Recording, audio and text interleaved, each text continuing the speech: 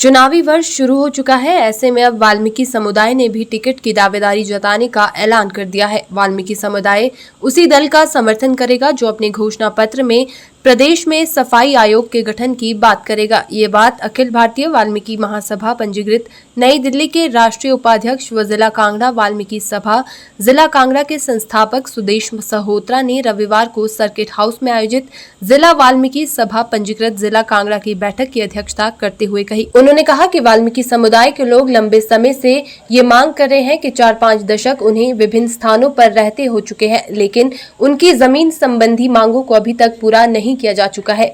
वहीं जिला वाल्मीकि सभा कांगड़ा के प्रभारी परमजीत सिंह ने कहा कि आगामी चुनावों में समुदाय उसी दल का समर्थन करेगा जो कि अपने घोषणा पत्र में प्रदेश में सफाई आयोग के गठन की बात को शामिल करेगा। देखिए कि आयोग बनते हैं और सेंटर से नोटिफिकेशन है कि हिमाचल में भी आयोग होना चाहिए था, तो हिमाचल में आज तक सफाई आयोग नहीं बनाया। तो हम ये चाहेंगे कि अगर इस बार जो भी सरकार अपने मैनिफेस्टो में ये बात डालेगी कि हम जीतने के बाद सफाई आयोग का गठन करेंगे हिमाचल में, तो हमारा समर्थन उसी सरकार के साथ रहेगा। और दूसरा, जो सरकार हमारे जो लोग हैं जिनके पास ज़मीन नहीं है, सरकारी मकान में रह रहे हैं और रह भी कोई 30 साल से कोई 40 साल से है, तो उन लोगों को जो एफिडेविट नहीं बनते, जैसे बोनाफाइड हो गया, एससी सर्टिफिकेट हो गया, वो सबसे ज़्यादा दिक्कत आती है हमें। और ज़मीन का हमें हमेशा प्रलोभन दिया जाता है।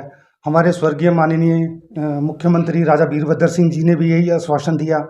आज श्री जयराम ठाकुर जी जो हमारे वर्तमान के मुख्यमंत्री हैं, उन्होंने भी यही हमें आश्वासन दिया कि आप लोगों को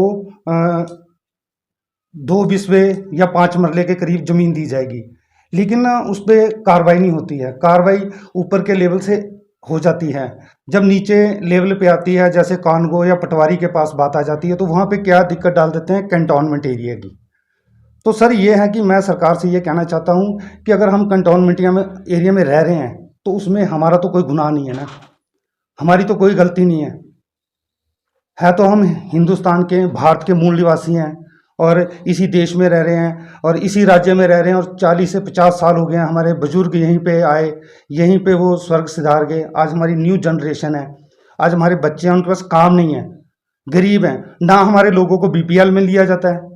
किसी भी तरह की सरकार की जो फैसिलिटी जो आती है, तो हमें सबसे पहले यही हमारे पे धब्बा लगा दिया जाता है कि आप लोग छावनी क्षेत्र में रहते हो, कैंटोनमेंट एरिया में रहते हैं। तो कैंटोनमेंट एरिया से तो सर हमें कोई फैसिलिटी मिलती नहीं है।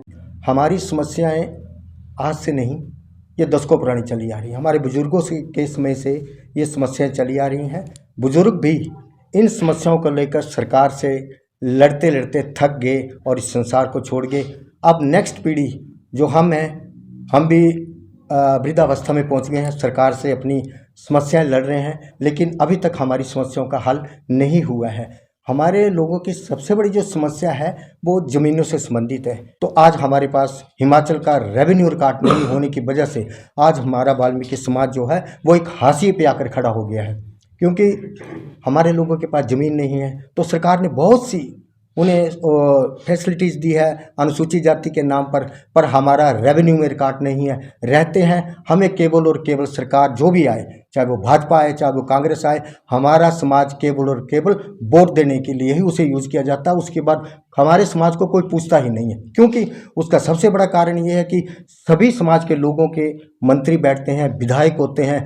हमारा ना तो कोई प्रतिनिधि होता है, ना कोई हमारा मंत्री, ना कोई विधायक है। इसलिए हमारे समाज के लोगों की समस्या को नहीं उठाया जाता है।